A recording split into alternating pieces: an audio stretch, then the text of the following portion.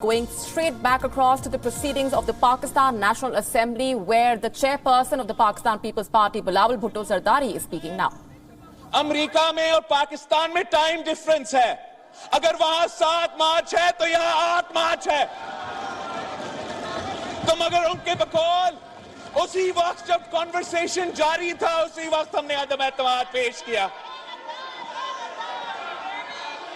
जनाब स्पीकर, जो भी इमरान साहब को ये एडवाइस दे रहे हैं, मैं उनको जानता हूं, उनको पहचानता हूं, और ये खान साहब का नहीं, वो अपने लिए सोच रहे हैं और खान साहब को फंसाएंगे.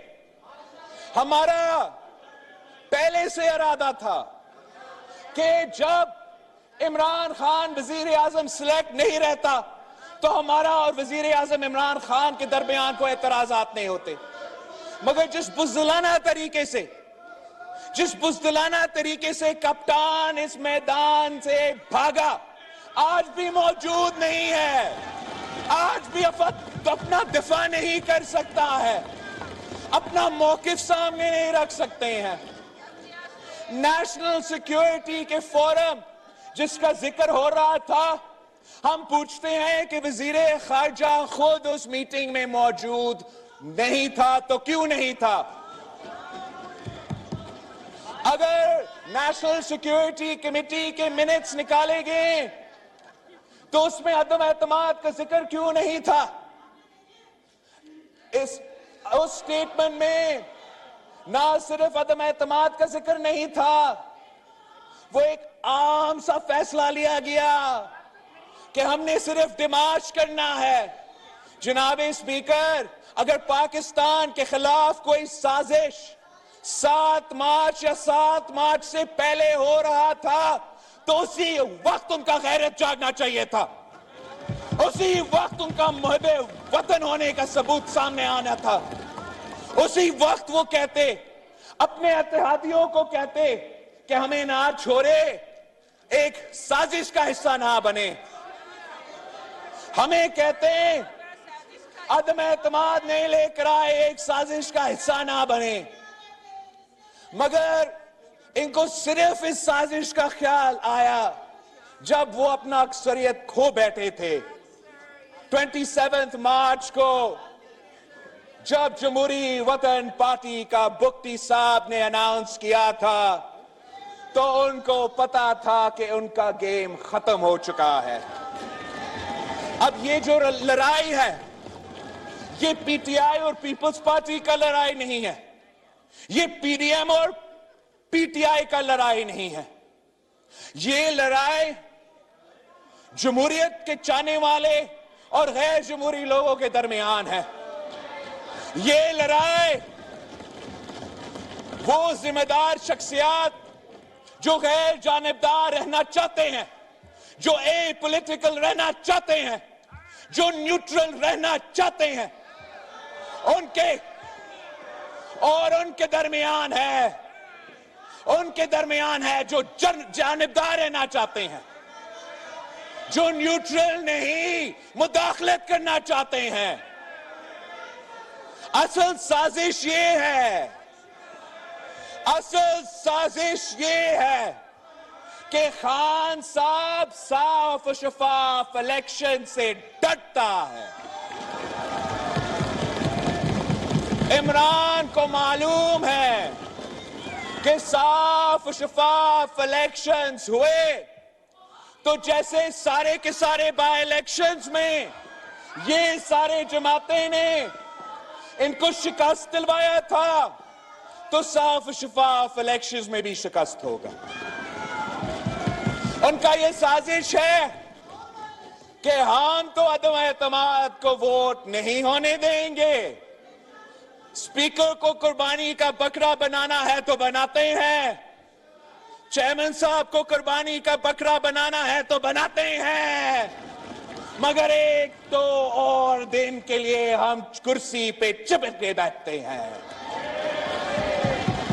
इनका ये साजिश है कि या सिलेक्शंस का रिपीट हो इलेक्टोरल रिफॉर्म्स के बगैर इलेक्शंस हो, या हम इतना बहरान पैदा करें, इतना तमाशा पैदा करें और आमरीत सामने आए, मिलिट्री रूल हो, डेमोक्रेसी का खात्मा हो। इसलिए जमहूरियत की मौजूदगी में साफ और शफाफ इलेक्शंस होते हुए इमरान खान का सियासत नहीं बचता। वो 100 कोशिशें करे, 100 कोशिशें करे, ये भुट्टो नहीं बन सकता। 1000 कोशिशें करे, ये सियासी शहीद नहीं बन सकता। कुछ हकायक ये है, हकायक ये है, हकायक ये है कि ये पहले भी सिलेक्टेड थे, ये पहले भी फैज़याब हुए और ये एक बार फिर सिलेक्ट होके आना चाहते हैं, ये एक बार फिर फैज़याब होके आना चाहते हैं। मगर इनको ये पता होना चाहिए कि जो भी इनको ये तजवीज दे रहे हैं, ये इमरान खान को इस कुर्सी पे बिठाने के लिए नहीं। जो भी ये गैर जमहूरी, गैर आईनी तजवीज साबिक वजीर आजम को दिया जा रहा है, वो इमरान खान को फिर से ले आने के लिए नहीं है जनाब स्पीकर। वो जमहूरियत को रैप अप करने की साजिश है।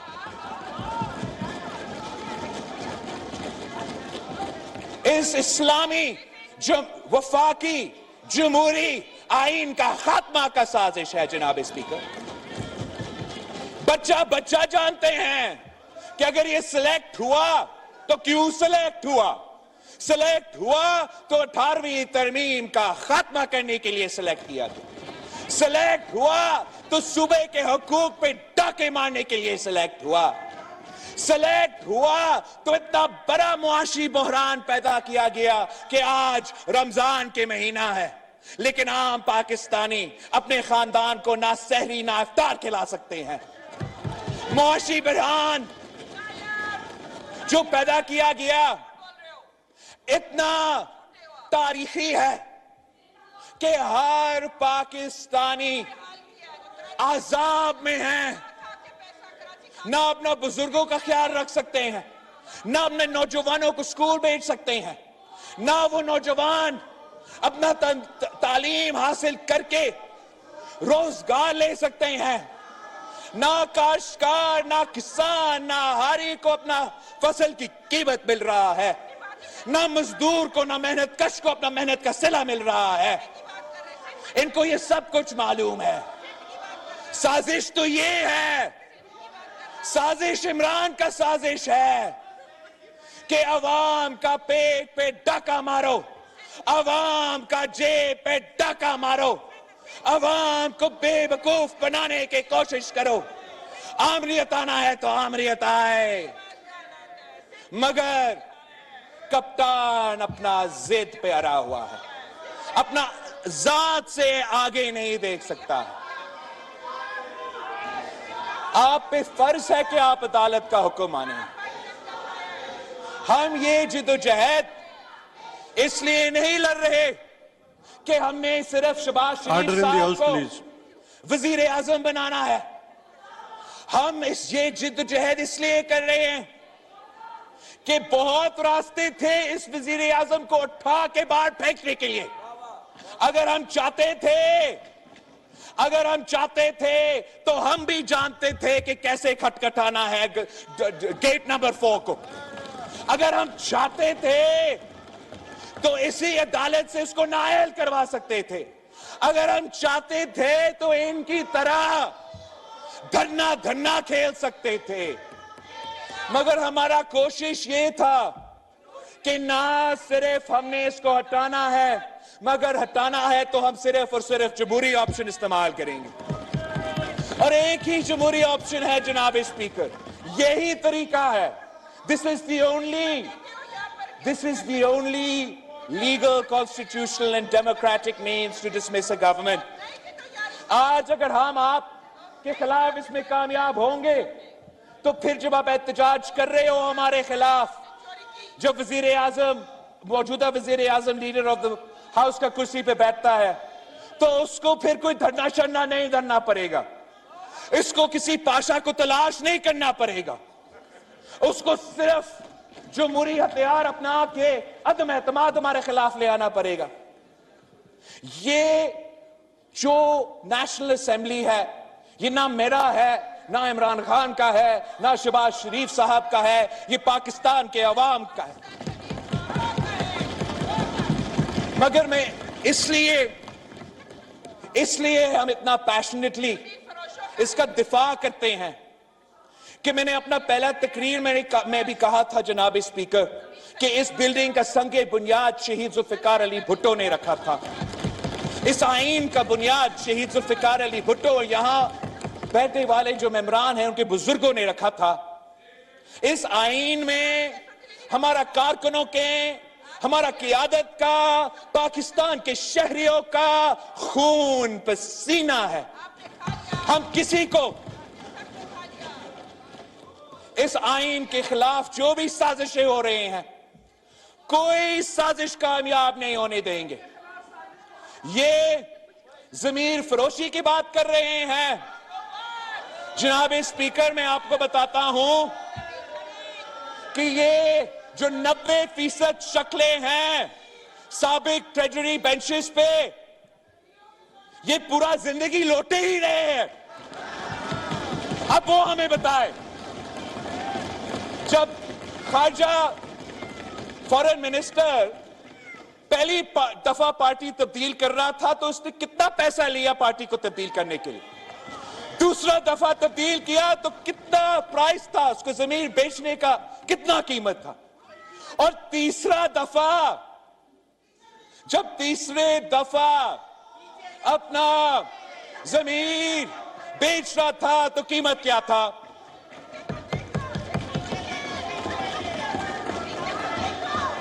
मैं जहां भी देखूं लोटा ही लोटा। तो जनाब स्पीकर, हमारे तरफ आए, जमीर जाग जाए तो लोटा, उनका हो तो इलेक्टेबल, उनकी तरफ जाए तो जमीर जाग जाए, यहां आए तो जमीर बिक जाए। Order in the house, please, जी। जनाब स्पीकर, ये लोग जो ऑपोजिशन के बेंचेस में शामिल हुए और कुछ जो उधर रहते हैं मगर अभी तक नहीं आ रहे हैं, वो जबरदस्ती पीटीआई में शामिल किए गए। 2018 के इलेक्शन से पहले बंदूक की नोक पे जबरदस्ती अपने सियासी मुफाद के खिलाफ उनसे यह फैसला करवाया गया कि पीटीआई में शामिल हो। जिस सेनेट इलेक्शन का जिक्र हो रहा है और ये कहते हैं कि पैसा चला, मैं फ्लोर ऑफ द हाउस पे क्लैरिफाई करना चाहता हूं, हम वो इलेक्शन तो जीते, शान वोट से जीते, मगर हमारा 20 मेंबर्स लापता किया गया। हमारा 20 मेंबर्स सेनेट के इलेक्शन में भी जो यूसुफ रजा गिलानी साहब को वोट देना चाह रहे थे वो लापता हुए थे। अब मसला ये है जनाब स्पीकर, लापता करवाने वाला कोई नहीं है, रोकने वाला कोई नहीं है, और यही वजह है कि वो अपना अक्सरियत खो बैठे हैं। उसी इलेक्शन जो हम कहते हैं कि सिलेक्टेड है ना, हम कहते थे सिलेक्टेड इलेक्शन, तुम तो कहते थे कि पाकिस्तान की तारीख में सबसे साफ और शफाफ इलेक्शंस, हम कहते थे धांधली, तो पाकिस्तान की तारीख में सबसे साफ और शफाफ इलेक्शंस। तो आपके बकौल उन्हीं इलेक्शंस में पीटीआई को 30% वोट मिला, और ये जो जमातें इस तरफ इकट्ठे हुए हैं, हमें 70% वोट उस इलेक्शन में भी मिला था।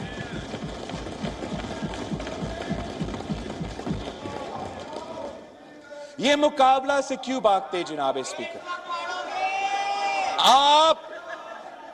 आप भी अपने आप को बचाए, इस हाउस का, इस नेशनल असेंबली का इज्जत को बचाए, और मेरा बात ना मानो तो अदालत का बात मानो, वोटिंग करो।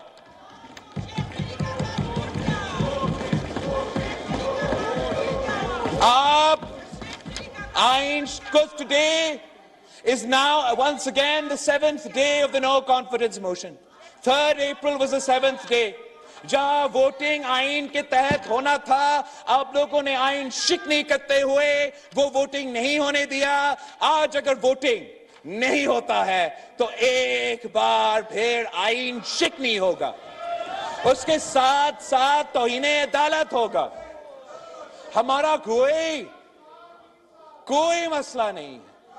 हम आते हुए अपना लॉन्ग मार्च करते हुए, अदम एतमाद का जिद्दोजहद करते हुए बार बार उनको कहते रहे थे कि हम अदम एतमाद लेकर आ रहे हैं। हमने जब पीडीएम का बैठक सितंबर 2020 में हुआ, तब भी हमने अपना एक्शन प्लान में अदम एतमाद का जिक्र था। क्या उस वक्त कोई फौरन साजिश हो रहा था? क्या उस वक्त यूक्रेन और रूस के दरमियान कोई झगड़ा था? फिर हमें पूरा साल उसी जद्दोजहद में रहे, सेनेट इलेक्शन के बाद भी उसी जद्दोजहद में रहे, और जनवरी ऑफ दिस ईयर, इस जनवरी पे 5 जनवरी पे लाहौर में पाकिस्तान पीपल्स पार्टी का सीसी होता है, और उस सीसी के फैसले के नतीजे में हम कहते हैं कि हम लॉन्ग मार्च कर रहे हैं, अवामी मार्च कर रहे हैं। आप हमारा पहुंचने से पहले इस्तीफा दो, हमारा पहुंचने से पहले इस हाउस को डिसॉल्व करो और हमारा मुकाबला करो, वरना हम अदम एतमाद लेकर आ रहे हैं। और हम इसलिए समझते हैं कि अदम एतमाद जरूरी है कि हमने इलेक्टोरल रिफॉर्म्स करना है। आप लोगों ने हमसे ना इनपुट लिया, ना आपने अपने एलाई से कंसेंसस बनाया। यक तरफा इलेक्शन रिफॉर्म्स, जो एक और सिलेक्शन का तैयारी था, यही फर्क है हम में और उनमें। हम चाहते हैं कि जो 2018 का सिलेक्शन हुआ वो मुतनाज़ा इश्यूज को हम हल करें। इसलिए ये इमरान जिसने वादा किया था कि हम 2 नहीं 1 पाकिस्तान बनाएंगे, इसने जगह जगह 2 पाकिस्तान बना दिया है जनाब स्पीकर। इस हाउस को डिवाइड किया है, हमारा अदलिया को डिवाइड किया है, हमारा एस्टैब्लिशमेंट को डिवाइड किया है, पूरा पाकिस्तान को डिवाइड किया है। और वक्त आ गया है कि हमें पाकिस्तान को जोड़ना है ताकि हम आगे बढ़ सकते हैं। पाकिस्तान को जोड़ के साफ और शफाफ इलेक्शंस की तरफ जाना पड़ेगा, और जिसको भी मैंडेट मिलेगा साफ और शफाफ इलेक्शंस के नतीजे में सब उसको मानेंगे। उसके दरमियान में अगर कोई रुकावट है, वो लोग हैं जो आइन शिकनी कर रहे हैं, जो तौहीने अदालत कर रहे हैं, जो एनएससी का झूठा लेटर को आपके सामने लहरा रहे हैं। अगर इस कॉरेस्पॉन्डेंस में इतना वजन था तो मैं पूछता हूं कि खुद वजीर खारजा उस नेशनल सिक्योरिटी मीटिंग में, जहां हमारा अस्करी क़ियादत मौजूद था, शिरीन मिज़ारी साहिबा मौजूद था और इमरान खान मौजूद था, तो उस मीटिंग में वजीर खारजा मौजूद क्यों नहीं था? आज तक जब हमारा मुतालबा रहा है कि इस केबल को अदालत में पेश करो, इस मीटिंग का मिनट्स अदालत में पेश करो, वो नहीं कर सकते हैं। आज भी भाग रहे हैं, भागने का कोई रास्ता नहीं है जनाब स्पीकर। आप वोटिंग करो, अब वोटिंग करो, इसमें कोई गुंजाइश नहीं है कि हम इन चीजें पे तकरीर करें। अब मैंने रिकॉर्ड पे ले आया हूं कि आप तौहीने अदालत कर रहे हो। हम अपना वकला को भी, अगर आप तौहीने अदालत करते रहते हो, वोटिंग नहीं करते हो, तो हम इधर भी बैठे रहेंगे, वहां भी जंग लड़ेंगे, मगर इस मुल्क के लिए, इस पार्लियामान के लिए, अवाम के लिए हमें आते हुए ये 4 साल खान साहब ने एक दफा भी इज्जत से अपना काम नहीं किया। अब जाते जाते कोई तो स्पोर्ट्समैन स्पिरिट दिखाता। पहले कप्तान है जो मैच हारने के खौफ की वजह से विकेट्स उठा के पिच से भाग रहा है।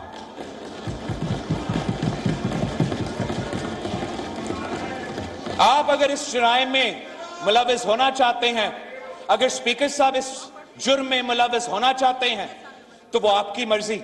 We can't be a part of this farce, जनाब स्पीकर।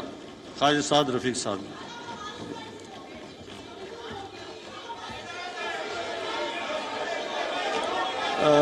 2 मिनट के लिए कहा है। 2 मिनट जी। ख्वाजा साद रफीक साहब, आप अपनी सीट पे मेरे ख्याल में मौजूद नहीं जी।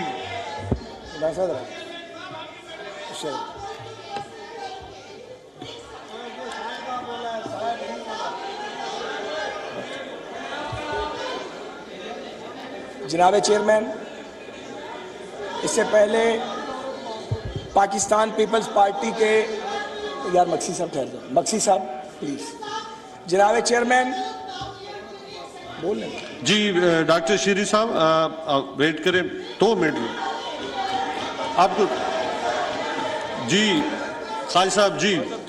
जनाब चेयरमैन 2 मिनट वाइंड जी। ये सुप्रीम कोर्ट ऑफ पाकिस्तान के फैसले का आर्टिकल 9 है, जो वाज़े तौर पे ये कहता है कि आज के इस ऑर्डर ऑफ डे पर स्पीकर साहब ने अमल करवाना है।